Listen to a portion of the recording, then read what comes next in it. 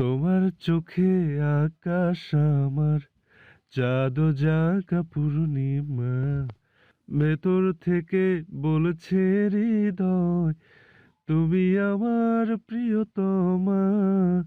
তোমার চোখে আকাশ আমার, চাঁদ ও জাগা পূর্ণিমা, ভেতর থেকে বলছে হৃদয় তুমি আমার প্রিয়তমা। পথের শুরু থেকে শেষে যাব তোমায় ভালোবেসে, বুকে আছে তোমার জন্য অনেক কথা জমা। তোমার চোখে আকাশ আমার, চাঁদ জাগা পূর্ণিমা, ভেতর থেকে বলছে হৃদয় তুমি আমার প্রিয়তমা। জায়ানের গান শেষ হতেই জায়ান আবারও বলে, আমার অপ্রাপ্তির খাতায় তোমাকে পেয়ে গেলে আমার প্রাপ্তির খাতাটা ভরে যেত। আমি তোমাকে বিনা শর্তে বিনা কারণে ভালোবাসি, খুব ভালোবাসি, নিজের থেকেও বেশি ভালোবাসি। তুমি আমার চোখে দেখা পৃথিবীর সবচেয়ে সুন্দরী ভুবন মোহিনী নারী। আজ জায়ানের বলা কথাগুলো যেন শ্রাবণ বুকে তীরের মতো বিঁধল। তবু মুখে কিছু না বলে জায়ানকে বলে, বাসায় যাব, ভালো লাগছে না, অন্যদিন আসবো, চলুন বাসায় চলে যাই। জায়ান কিছু না বলে শুধু উপর নিচ মাথা নাড়ে। শ্রাবু জায়ানকে রেখে সামনে এগিয়ে যায়। তার যাওয়ার দিকে তাকিয়ে জায়ান মনে মনে বলে, আমি শেষ পর্যন্ত তোমাকে পাওয়ার লড়াইয়ে লড়বো। আমি জানি তুমি কখনোই আমাকে ভালোবাসবে না। আমি তোমাকে ছাড়া শূন্য। আমার যে তোমাকেই লাগবে জানেমান।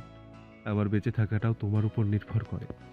জায়ানের চোখে পানি টলমল করছে। সে হাতের উল্টো পিঠ দিয়ে চোখ মুছে সামনে তাকিয়ে দেখতে পায় একটা সাদা গাড়ি শ্রাবুর দিকে তীব্র গতিতে ছুটে আসছে।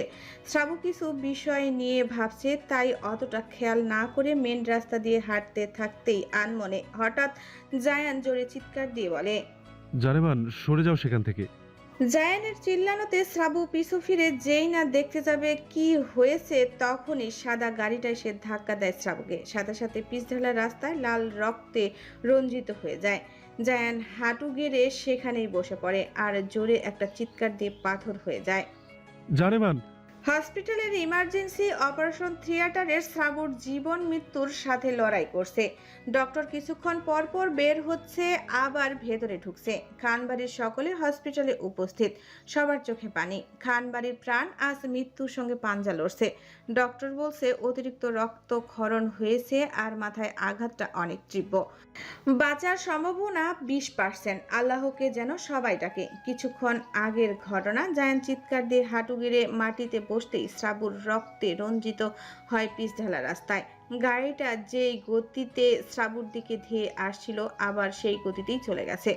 লোকজন জড়ো হয়ে গেছে শ্রাবুর চারিদিকে। তাদের মুখে একটাই কথা, মেয়েটাকে কেউ ইচ্ছে করে গাড়ি চাপা দিয়েছে। জায়ান উঠে দাঁড়িয়ে কাপা পায়ে শ্রাবুর দিকে এগিয়ে যায়। এগিয়ে সে ধপ করে শ্রাবুর মাথার কাছে বসে পড়ে। শ্রাবুর নিঃশ্বাস খুব ধীর গতিতে চলছে। জায়ান শ্রাবুর মাথার কাছে বসে মাথাটা দু হাতে তুলে নিজের ওরুর উপর রেখে পাগলের মতো বিলাপ করে বলে, এই এই জানেমান, তাকাও আমার দিকে, দেখো আমি, এই যে আমি, এই তো তোমার কাছে। আমাকে কেন কষ্ট দিচ্ছ? আমি মরে যাচ্ছি জানেমান, আমার খুব কষ্ট হচ্ছে জানেমান। জায়ানের চোখের পানি। শ্রাবু জায়ানের কোনো কথা আদৌ শুনেছে নাকি বোঝা গেল না। তার চোখ বন্ধ হয়ে যায়। নিঃশ্বাস আরো ধীর গতিতে চলতে শুরু করে। এটা দেখে জায়ান এবার পাগলের মতো কান্না শুরু করে। ছেলেদের নাকি কান্না করতে নেই, তাদের নাকি কান্না মানায় না। আজ জায়ান যেন বুঝিয়ে দিল ছেলেরাও কাঁদে। নিজের জীবনের সব থেকে দামি জিনিস হারিয়ে ফেললে ভয়ে ছেলেরাও কাঁদে। তার এমন কান্না দেখে তাদের চারপাশের জড়ো লোকগুলোর চোখেও পানি আসে। জায়ানের কান্নার মাঝেই সেখানে অ্যাম্বুলেন্স আসে। সেখানের লোকগুলোর মধ্যেই কেউ একজন ফোন করে অ্যাম্বুলেন্স আনে। সবাই ধরাধরি করে তাদের অ্যাম্বুলেন্সে উঠিয়ে দেয়। জায়ান কাপা হাতে পকেট থেকে ফোন বের করে হৃদয়কে ফোন দিয়ে সবটা বলতেই হৃদয় জোরে চিৎকার করে বলে, আহ, আমার আমার পাখি আমার পাখি কিচ্ছু হতে পারে না, আমি আসছি। হৃদয়ও কান্না করে দেয়। সেও দৌড়ে অফিস থেকে বের হতেই সামনে সোহেলের সাথে দেখা হয়। তাকে এভাবে দৌড়াতে দেখে সোহেল বলে, হৃদয় কান্নাজড়িত কণ্ঠে কাপা গলায় বলল, চাচ্চু, পাখি অ্যাক্সিডেন্ট করেছে, ও এখন হসপিটালে। কথাটা সোহেলের কর্ণপাত হতেই সোহেলের মাথায় যেন আকাশ ভেঙে পড়ে। হৃদয় আর এক সেকেন্ডও না দাঁড়িয়ে চলে যায় পার্কিং লটের দিকে। সেখান থেকে গাড়ি বের করে গাড়ি স্টার্ট দিয়ে কাউকে ফোন দিয়ে বলে, ভাই তাড়াতাড়ি বাংলাদেশে মেডিকেলে আয়, আমার পাখি। হৃদয়কে আর কিছু বলার সুযোগ না দিয়ে কলটা কেটে দেয়। বর্তমানে হসপিটালে খানবাড়ির লোক দিয়ে পুরো করিডোর ভরে গেছে, তবুও কেউ কিছু বলছে না। কারণ বাংলাদেশের টপ 10 জন বিজনেসম্যানদের ভেতরে এসকে কোম্পানি আছে 2 মেম্বার, আর 1 নাম্বারে আছে মিস্টার আরসি।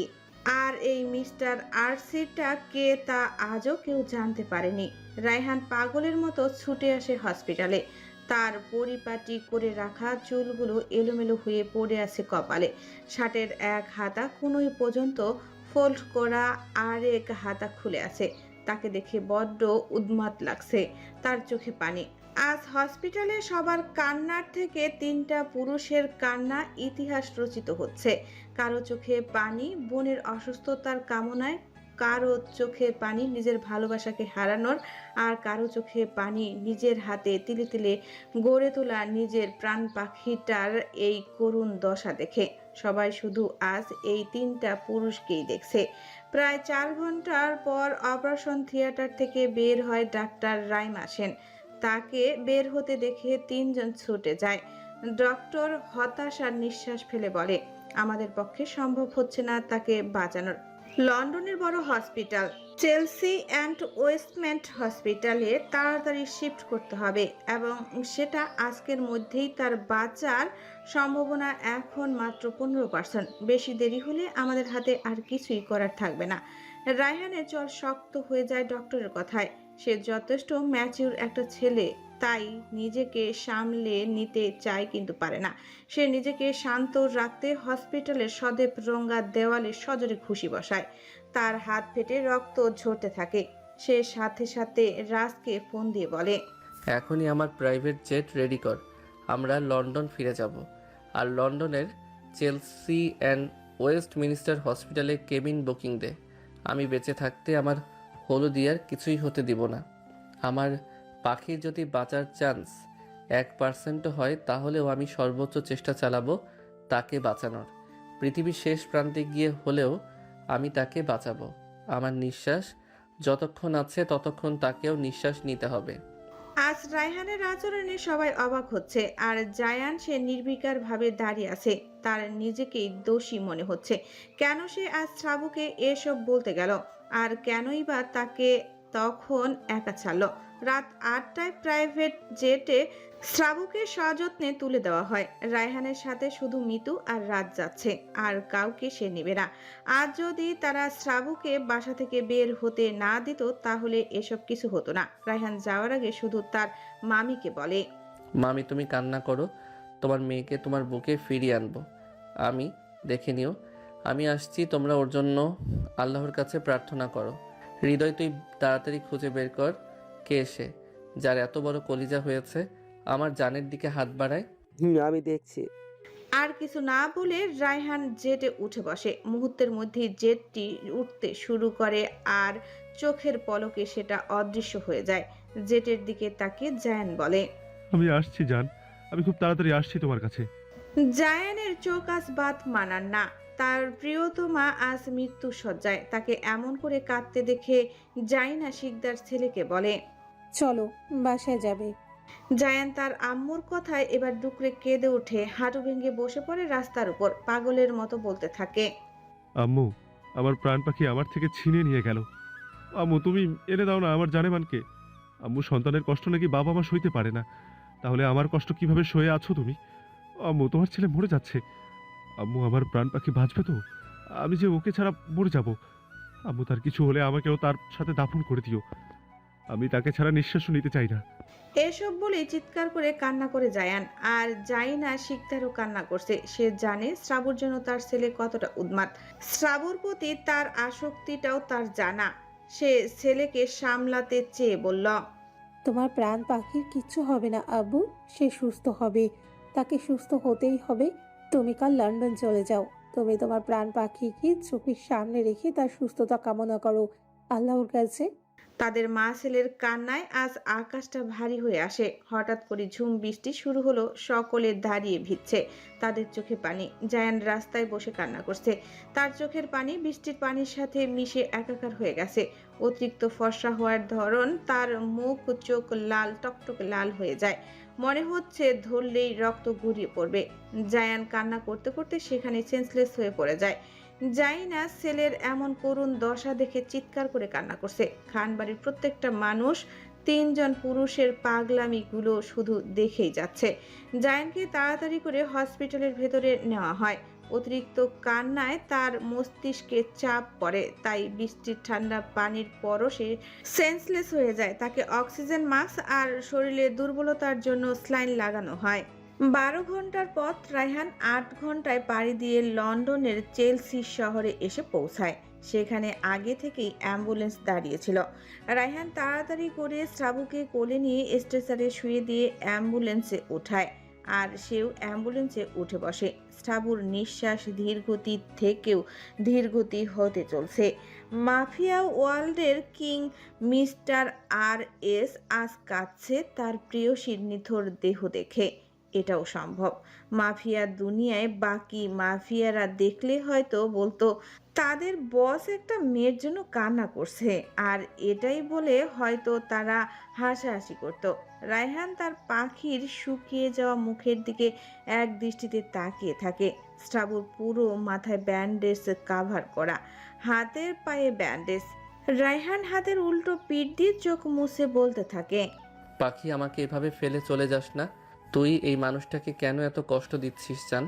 তুই তো জানতি তোকে সেই ছোট থেকেই দু হাতে কত কষ্ট করে আদর যত্নে তোকে আমি বড় করেছি। কখনো একটা আঁচও লাগতে দেইনি তোর শরীরে। আর আজ দেখ, তোকে এইভাবে দেখেও আমি নিরুপায় হয়ে বসে আছি। তুই তো সারাদিন চিল্লাচিল্লি করে বাড়ি মাথায় করে রাখতি, তাহলে এখন তুই কেন চুপ করে আছিস? জান, আমার বুক ফেটে যাচ্ছে, আমার কলিজাটা ছিঁড়ে যাচ্ছে। কিভাবে বোঝাবো রে তোকে?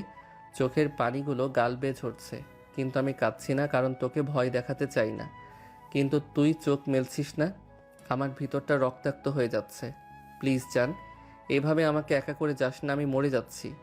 রাস্তার বসের এমন উদ্ভট আচরণে নিস্তব্ধ হয়ে যায়। সে মনে মনে ভাবে, আজ পর্যন্ত এই মানুষটা যতগুলো খুন করেছে তার চাক্ষুষ প্রমাণ ছিল সে, আর তার সামনেই কতটা নৃশংসতার সাথে একটা একটা করে মানুষ মেরে গুম করে ফেলেছে, তবুও তার হাত কাঁপেনি। আর আজ এই সামান্য একটা মেয়ের জন্য তার চোখে পানি, তার হাত কাঁপছে। তাহলে পশুদেরও মন থাকে। আল্লাহ সবার জন্যই দুর্বলতার একটা জায়গা রাখে, আর তার ছাড়ের সেই দুর্বলতাটাই শ্রাবন্তী। রাজের ভাবনার ইতি ঘটে নার্সদের কণ্ঠে। 1 ঘন্টার রাস্তা 30 মিনিটে এসে পৌঁছায় চেলসির সবচেয়ে বড় হসপিটাল, চেলসি অ্যান্ড ওয়েস্টমিনিস্টার হসপিটালের সামনে। অ্যাম্বুলেন্স থামতেই রায়হান 1 সেকেন্ড দেরি না করে অ্যাম্বুলেন্সের দরজা খুলে শ্রাবুর স্ট্রেচারে নামায় রাজের সাহায্যে। ডক্টররা দৌড়ে এসে শ্রাবুর কন্ডিশন দেখে বলে, তাড়াতাড়ি ওকে অপারেশন থিয়েটারে নিতে হবে। ওনার শ্বাস একদম ধীর গতিতে চলছে। কয়েকজন নার্স এসে স্ট্রেচার নিয়ে যায়। রাজ আগেই সব ঠিক করে রেখেছিল। রায়হান এক মুহূর্ত বিলম্ব না করে ডক্টর ড্রাকেন লিসওয়াসের হাত ধরে বলেন, ড্রাকেন লিসওয়াস, save this girl at any cost. If necessary, take all my property, but still save this girl. I cannot live without her. Please save her, doctor. কথাগুলো বলতে বলতে রায়হান ডক্টরের হাত ধরে কান্না করতে করতে হাঁটু ভেঙে বসে পড়ে। তাকে এমন করতে দেখে হসপিটালের সবাই অবাক চোখে তাকিয়ে আছে। লন্ডনের টপ বিজনেসম্যান রায়হান চৌধুরী, যাকে সবাই একজন হার্টসেল মানুষ বলে চিনে, সে কিনা কারো প্রতি এতটা দুর্বল হতে পারে তা তাদের কল্পনার বাইরে ছিল। রায়হানের কান্না দেখে রাজের চোখেও পানি। মিতু তখনই গাড়ি থেকে নামতেই রায়হানের এমন করুণ দশা দেখে দৌড়ে এসে কান্নাজড়িত কণ্ঠে রায়হানের হাত ধরে উঠাতে উঠাতে বলে, রায়হান, প্লিজ কান্না করো না। আল্লাহ নিশ্চয়ই মায়াবতীকে ফিরিয়ে দিবে তোমার কাছে। নিজেকে শক্ত করো রায়হান, এখানে তুমি ছাড়া তার পাশে কেউ নেই। নিজেকে সামলাও রায়হান। রায়হান মিতুর দিকে ফিরে বলে, মিতু, আমি খুব খারাপ, আমি পারলাম না আমার পাখিকে ভালো রাখতে। আমার পাখির কষ্ট হচ্ছে মিতু। আমার পাখি শ্বাস নিতে পারছে না। আমার পাখির নিথর দেহ পড়ে আছে। মিতু, আমার কলিজাটা ছিঁড়ে যাচ্ছে। আমার মতো পাপির এত বড় শাস্তি আল্লাহ দিল। আমি সত্যি একজন পাপী পুরুষ। আমি কাপুরুষ। আমি নিজের পাখিকে রক্ষা করতে ব্যর্থ। তুমি পাপি না, তুমি কাপুরুষ না, তুমি শ্রেষ্ঠ পুরুষ। আল্লাহ তোমার আত্মনাদ ফিরিয়ে দিবেন না। তুমি মায়াবতীকে ফিরে পাবে রায়হান। রায়হানকে এমন পাগলামো করতে দেখে ডক্টর ড্রিকেন লিসওয়াস বলেন, Will do my absolute best, Mr. Raihan Chaudhary. You just keep calling upon Allah. He is our only hope. We are starting the operation right now. Please compose yourself and keep praying to Allah. Raihan কিছু না বলে শুধু উপন্যাস মাথা নাড়ে। সে নিজেকে সামলাতে চায় কিন্তু পারে না। আজ রায়হানের ভেতরের সেই গাম্ভীর্যপূর্ণ ব্যক্তিত্ব যেন কোথাও উধাও হয়ে গেছে। হসপিটালের করিডোরের বেঞ্চিতে বসে আছে শাহরিয়ার দেওয়ান আর সিমরান দেওয়ান। তাদের পাশে দাঁড়িয়ে আছে মিতু। তারা মিতুর কাছে সবটাই শুনেছে। আজ তারাও প্রমাণ করে দিল নিজের মেয়ে আর পরের মেয়ে কখনো আলাদা হয় না। সিমরান দেওয়ানের চোখে পানি। শাহরিয়ার দেওয়ান এক দৃষ্টিতে তাকিয়ে আছে অপারেশন থিয়েটারের দরজার দিকে। মিতুও নিঃশব্দে চোখের পানি ফেলছে। সেও তো এত দিনে এই মেয়েটার মায়ায় পড়ে গেছে। মেয়েটাকে নিজের ছোট বোন ভাবতে শুরু করেছে। খান বাড়ির প্রাণ আজ হসপিটালের বেডে। মেয়েটার এই অবস্থায় সে নিজেকে কিভাবে ঠিক রাখতে পারে? তার মায়াবতী বোনটা যে মৃত্যুর সাথে পাঞ্জা লড়ছে। রায়হান অপারেশন থিয়েটারের দরজার সামনে সদেব রঙ্গা দেওয়ালের সাথে হেলান দিয়ে ফ্লোরে বসে আছে। গায়ে তার কালকের পরা সেই শার্ট আর প্যান্ট। চুলগুলো বড্ড অগোছালো হয়ে আছে। মাথা নিচু করে নির্বাক ভঙ্গিতে বসে আছে। রাস্তার কাছে এসে বলে, স্যার, বাংলাদেশ থেকে ফোন আসছে। আমি কথা বলেছি, তবুও তারা এখানে আসতে চাইছে। রায়হান কিছু না বলে শুধু মাথা তুলে রাজের দিকে তাকায়। রায়হানের অবস্থা দেখে রাজের বুকটা ধক করে ওঠে। রায়হানের চোখে এখনো পানি। তার চোখগুলো লাল রক্তবর্ণ হয়ে আছে। মনে হচ্ছে এক্ষুনি চোখ দিয়ে রক্ত বেরিয়ে আসবে। রাজ এবার আর নিজেকে সামলাতে পারল না। সে রায়হানকে জাপটে ধরে কান্না শুরু করে আর বলতে থাকে, স্যার, আপনি কেন নিজেকে এমনভাবে ভেঙে দিচ্ছেন? নিজেকে সামলান স্যার। ম্যাম তো আপনার ছোট বোনের মতো। আজ তার এই অবস্থায় যে আপনি নিজেও ঠিক থাকতে পারছেন না স্যার। রাজের কথায় রায়হান আস্তে করে বলল, পাপীদের শাস্তি বুঝি এভাবেই হয়, তাই না রাজ? দেখ না, আজ আমার পাপের শাস্তি আমার জানকে পেতে হচ্ছে। আমি আমার পাখিকে আবার এই বুকের মধ্যে নিতে পারবো তো রাজ? নাকি আমার মতো পাপীর সেই ভাগ্য আর হবে না? কথাগুলো বলেই রায়হান কান্না করতে থাকে। রাজ রায়হানকে ধরে বলে, স্যার, ম্যাম ফিরবে। তাকে ফিরতেই হবে। আপনার জন্য হলেও তাকে বাঁচতে হবে। সে আপনাকে একা ফেলে চলে যেতে পারে না। সিমরান দেওয়ান এগিয়ে এসে রায়হানের মুখটা দু হাতের আজলায় নিয়ে বলে, বাবা, আমি মেয়েটাকে কখনো দেখিনি। যখন মিতু বলতো তুমি ওই মেয়েটার জন্য মিতুকে ইগনোর করো, তখন আমার বড্ড রাগ হতো ওই মেয়েটার ওপর। কিন্তু আজ যখন তার এই অবস্থার কথা শুনলাম, আর নিজেকে আটকে রাখতে পারিনি। তুমি দেখে নিও, আজ আমি একজন মা হয়ে বলছি, তোমার ভালোবাসার মানুষটাকে তোমার বুকে আল্লাহ ফিরিয়ে দিবেন। সিমরান দেওয়ানের কথায় রায়হান শুধু তার দিকে চোখ তুলে তাকায়। তাদের কথার মাঝেই সেখানে উপস্থিত হয় লিসান মার্টিন, রায়হানের পাপা। তাকে দেখে সবাই উঠে দাঁড়ায়। লিসান মার্টিন দৌড়ে এসে রায়হানের সামনে ফ্লোরে বসে পড়ে। রায়হানকে জড়িয়ে ধরে বলে, মাইশন, তুমি কেন এভাবে নিজেকে দুর্বল করছো? আমি তো তোমাকে দুর্বল হতে শেখাইনি। আমার ছেলে না সাহসী, তাহলে আজ তার সাহস কোথায়? আমার ছেলে তো দুর্বল হয় না, দুর্বল করে। মামুনির কিছু হবে না, দেখে নিও তুমি। তোমার পাপ আছে তো তোমার পাশে।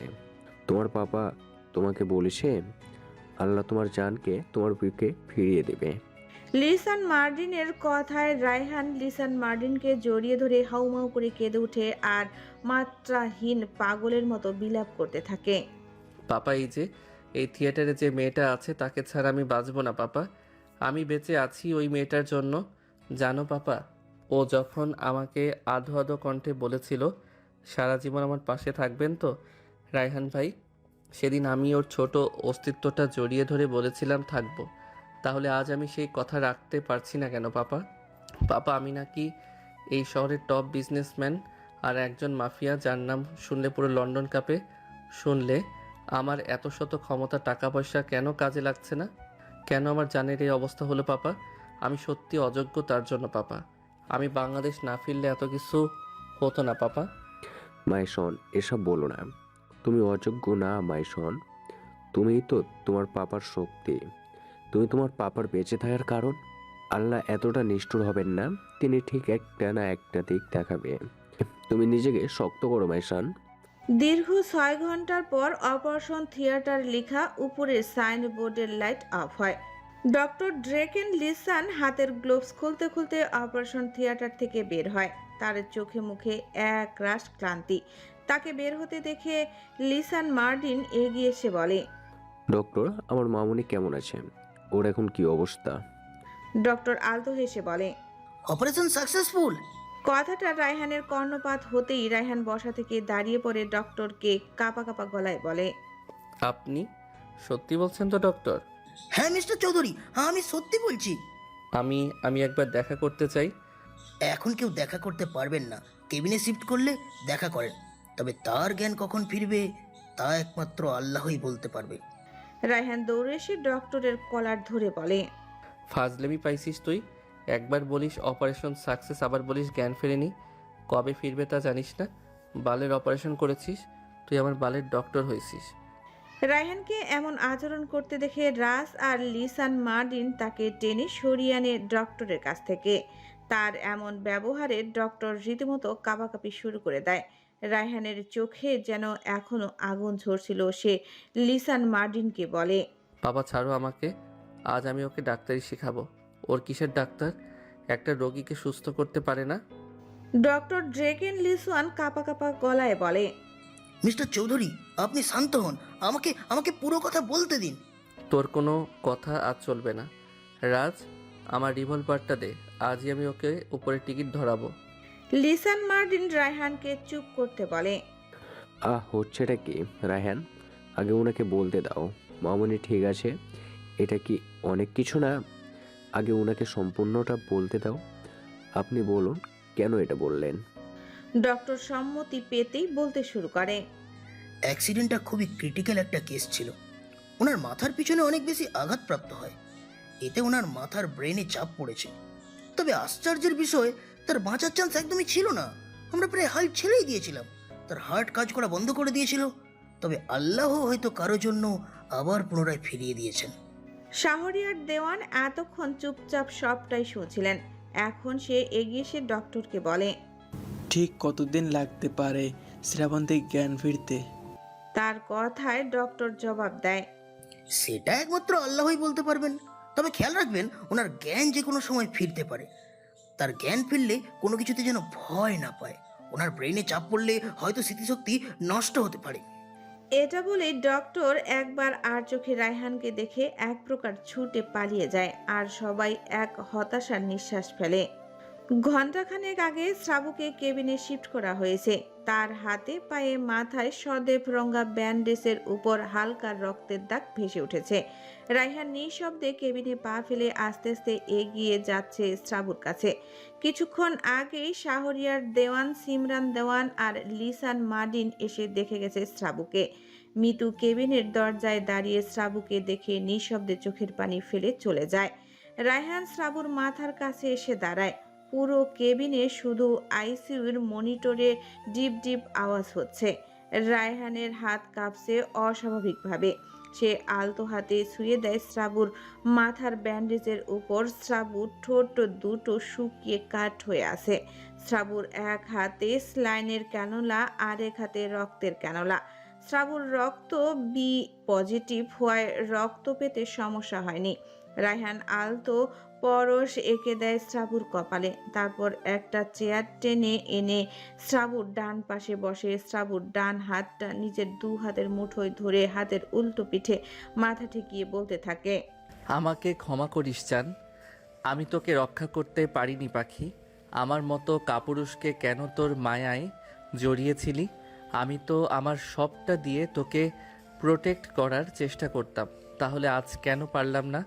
আমার ভালোবাসায় কি কোনো কমতি ছিল, নাকি আমার পাপের বোঝা বেশি ভার হয়ে গেছে, যার জন্য আল্লাহ আমার শাস্তি তোকে দিয়েছে? আমি কথা দিচ্ছি পাখি, আজ তোর এই অবস্থার জন্য যারা দায়ী তাদের এক একটাকে এমন অবস্থা করব যারা দেখবে তারাও চোখ ফিরিয়ে নিবে।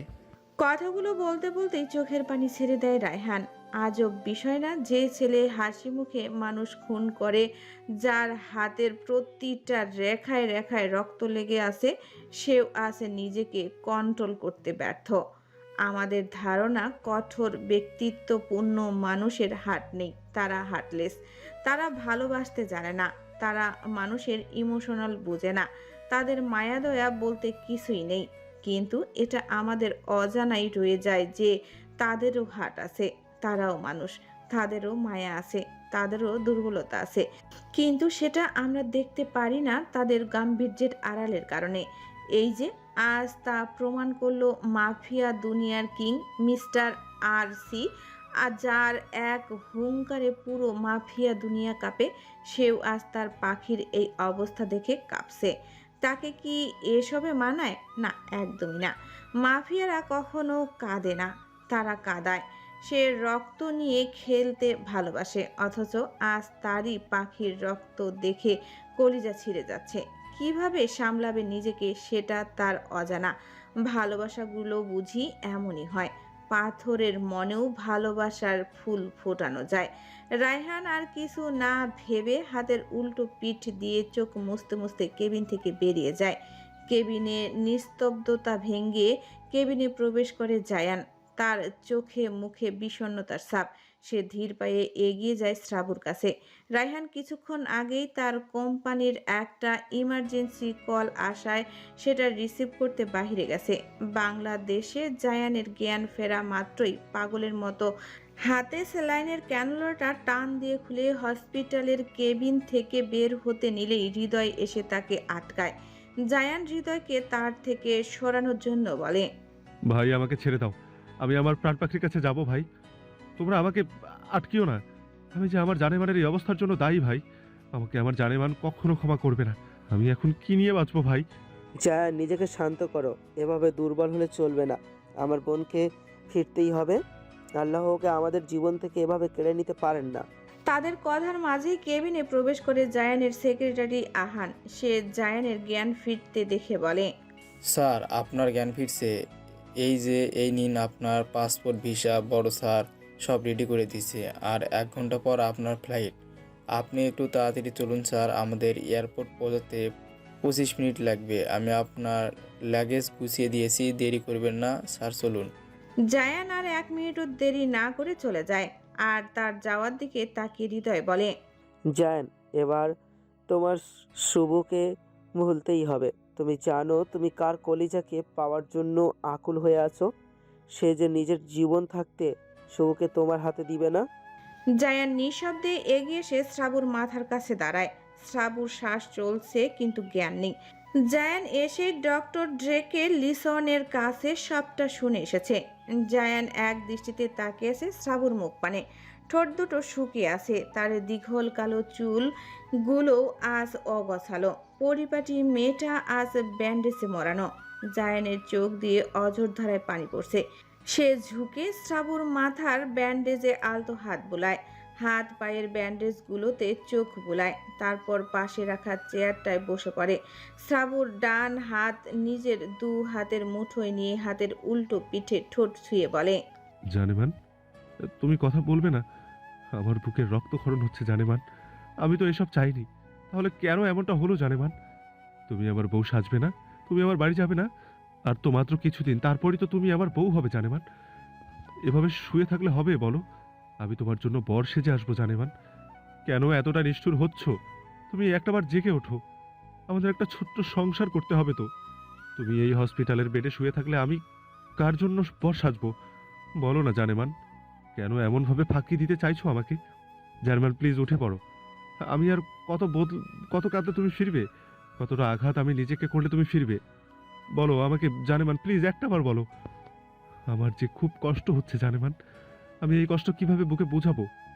আমার কোন পাপের শাস্তিটা জানেমান? জায়ান কথাগুলো বলতে বলতেই শব্দ করে কান্না করে ওঠে। তার কান্নার মাঝে কেউ কেবিনে প্রবেশ করতে করতে বলে, তুই এখানে? জায়ান মুখ তুলে তাকায় সামনে দাঁড়ানো লোকটার দিকে। তাকে দেখে জায়ানের কোনো ভাবান্তর হলো না, শুধু মৃদু হাসলো। তাকে উদ্দেশ্য করে জায়ান বলে, আসতে তো হতোই আমাকে। আমার জানেমানের জন্য হলেও তোর মুখোমুখি আমার হতেই হতো। তুই আমার থেকে আমার জানেমানকে কেড়ে নিবি, তা আমি এমনি এমনি কিভাবে হতে দেই বল? তোর মাথায় সমস্যা আছে, যা ডক্টর দেখা। ফালতু বকবক করিস না, ও কখনোই তোর ছিল না। তুই নিজেই ওকে নিজের বলে ভাবতি। চল, আজ তোকে নতুন করে সবটা বলি। কি বলবি?